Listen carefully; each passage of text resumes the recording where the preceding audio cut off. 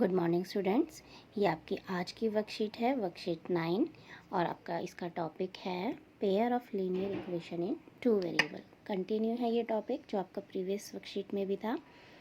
ठीक है बेटा, देखिए आप लोग ने linear equation in two variable पढ़ा है, आपने उसको ग्राफिकली रिप्रेजेंट भी किया है, और आप सभी जानते हैं कि एक लीनियर इक्वेशन को जब ग्राफ पे रिप्रेजेंट किया जाता है तो ये एक क्या रिप्रेजेंट करती है, हमेशा एक स्ट्रेट लाइन रिप्रेजेंट करती है। ठीक है, और आपको इसकी स्टैंडर्ड फॉर्म भी पता है। Linear equation in two variables की स्टैंडर्ड फॉर्म होती है ax plus by plus C is equal to 0। अब यहाँ पे पेयर है, तो पेयर ऑफ लीनियर इक्वेशन क्या है, जब हमारे पास सेम वेरिएबल्स में जैसे x और y सेम वेरिएबल में दो इक्वेशंस होती है। सपोज़ मेरे पास एक और इक्वेशन है plus by plus C is equal to 0।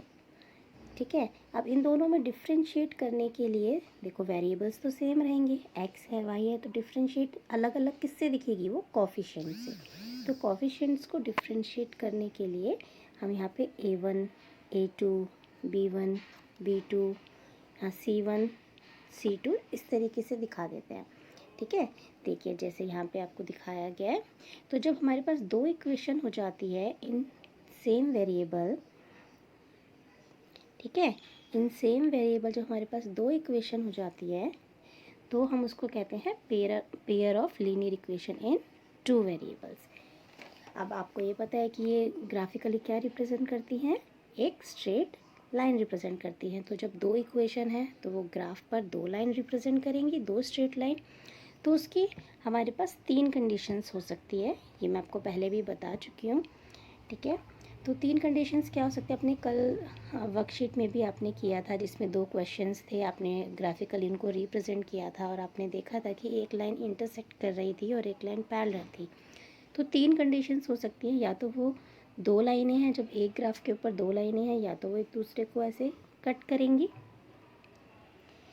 ठीक है बेटा, या तो वो एक दूसरे को ऐसे इंटरसेक्ट करेंगी, या फिर वो ओवरलैप करेंगी। ओवरलैप मतलब एक के ऊपर एक। ठीक है, दोनों लाइन है सेम पॉइंट्स पे। और या फिर तीसरी कंडीशन है कि या वो लाइन पैरेलल होगी। तो ये जो आज हम कंसिस्टेंसी और इनकंसिस्टेंसी के बारे में बात करने वाले हैं, ये हम ग्राफिकली रिप्रेजेंटेशन से भी बता सकते हैं। तो हर ग्राफिकली जो रिप्रेजेंटेशन है, ये तीन रिप्रेजेंटेशन है पेयर ऑफ लीनियर इक्वेशंस के सॉल्यूशंस की।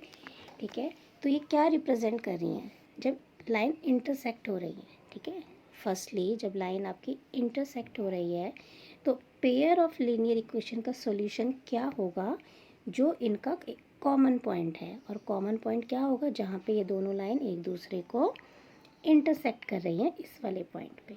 ठीक है, ये एक पॉइंट जहाँ पे ये इंटरसेक्ट कर रही हैं वो इसका कॉमन पॉइंट होगा, वो इसका सॉल्यूशन होगा। ठीक, अब नेक्स्ट में सेकंड वाली सिचुएशन में देखो, सेकंड वाली सिचुएशन में जब ओवरलैप कर रही हैं, ओवरलैप कर रही है तो इनमें कितने कॉमन पॉइंट होंगे, इनमें तो बहुत सारे कॉमन पॉइंट होंगे। जो पॉइंट एक लाइन के ऊपर है वही दूसरी लाइन के ऊपर भी है। तो दैट मीन्स जब बहुत सारे कॉमन पॉइंट्स हैं इनके, तो इसका मतलब इसके सॉल्यूशन भी बहुत सारे हैं, जिसको हम कहेंगे मैनी सॉल्यूशन। और इस वाली कंडीशन में क्या था, ओनली वन सॉल्यूशन, या हम कह सकते हैं कि यूनिक सॉल्यूशन। ठीक है, देन तीसरी कंडीशन में जब लाइंस पैरेलल हैं, आप पहले से जानते हो कि पैरेलल लाइंस कभी भी एक दूसरे को इंटरसेक्ट नहीं करती है। जब वो एक दूसरे से कभी मिलेंगी ही नहीं तो उनके बीच में कुछ कॉमन भी नहीं होगा, कोई कॉमन पॉइंट नहीं होगा। दैट मीन्स इस पेयर ऑफ लीनियर इक्वेशन का कोई सॉल्यूशन नहीं होगा। तो इस कंडीशन को हम कहते हैं नो सॉल्यूशन।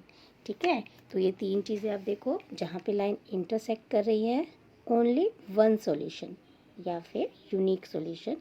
जहाँ पर ओवरलैप कर रही है वहाँ पे मैनी सॉल्यूशन, बहुत सारे सॉल्यूशन हैं। और जहाँ पर पैरेलल लाइंस है वहाँ पे नो सॉल्यूशन, कोई सॉल्यूशन नहीं है, क्योंकि कुछ भी कॉमन पॉइंट उसमें नहीं है। तो देखो जहाँ पर कोई भी सॉल्यूशन नहीं होता है, ठीक है, जहाँ पे लाइंस पैरेलल है और कोई भी सॉल्यूशन नहीं होता है, उस कंडीशन को हम कहते हैं इनकंसिस्टेंसी। ठीक है, कि pair of linear equations into variables कैसे हैं, इनकंसिस्टेंट है। ठीक है, और जो बाकी की जो दो होती हैं सिचुएशंस वो कहलाती हैं कंसिस्टेंट। ठीक है, अब कंसिस्टेंट के तो बेटा कंसिस्टेंसी के अंदर दो चीज़ें आ जाती हैं, दो सॉल्यूशन, एक तो यूनिक सॉल्यूशन और एक इनफाइनाइट सॉल्यूशन। तो यूनिक सॉल्यूशन कौन सा होता है, जब लाइंस इंटरसेक्ट कर रही हैं आपस में, और इनफाइनाइट सॉल्यूशन जब ओवरलैप कर रही है। ठीक है, देन उसके बाद होता है आपका इनकंसिस्टेंट। एंड इनकंसिस्टेंसी में क्या होगा कि आपके पास नो सॉल्यूशन वाली कंडीशन होगी। ठीक है, तो अब यही चीज़ दैट मीन्स आपको एक ग्राफ से, ठीक है, एक ग्राफ की प्रेजेंटेशन से आपको तीन चीज़ें एक ग्राफ के बारे में पता चल रही है। जैसे इस रिप्रेजेंटेशन से आपको पता चल रही है कि लाइन इंटरसेक्ट हो रही है। जहाँ पे लाइन इंटरसेक्ट हो रही हैं दैट मीन्स सिर्फ वन सॉल्यूशन वाली कंडीशन है, या यूनिक सॉल्यूशन हम बोल सकते हैं।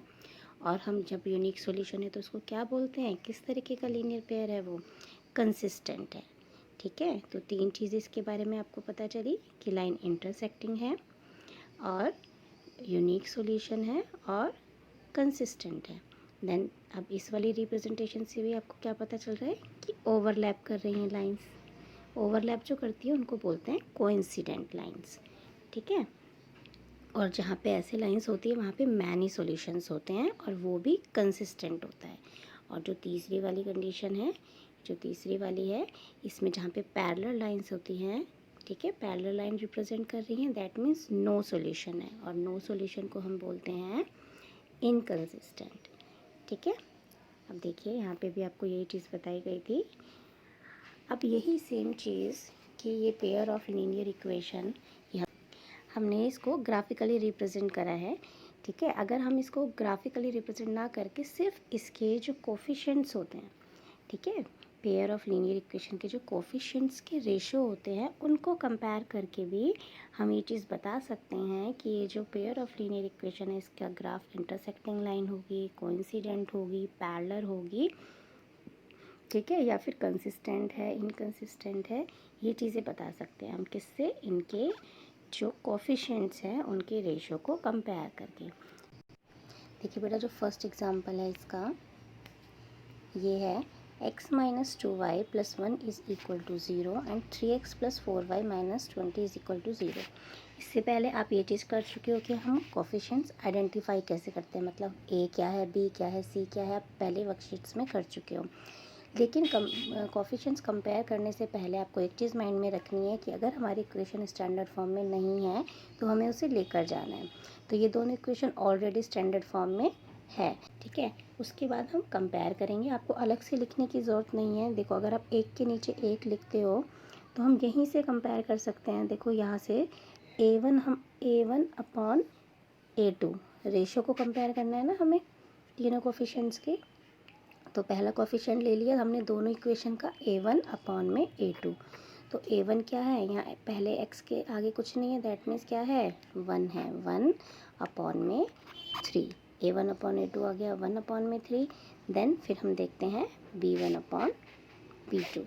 ठीक है, b1 अपॉन b2 आप देखो यहाँ से b1 अपॉन b2 क्या होगा, -2 अपॉन में 4, -2 अपॉन में 4। अगर मैं इसको कैंसिल कर दूँ तो ये आएगा -1 अपॉन में 2।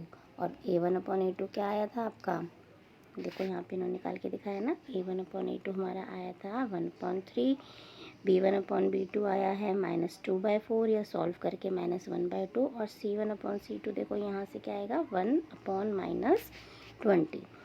तो अब हमें कंडीशंस देखो, आपने हमें यहाँ पे क्या कंडीशंस दी है कि अगर a1 upon a2 is not equal to b1 upon b2, तो ये चीज़ क्या रिप्रेजेंट कर रही है, ये रिप्रेजेंट कर रहा है कि लाइन इंटरसेक्ट कर रही हैं आपस में।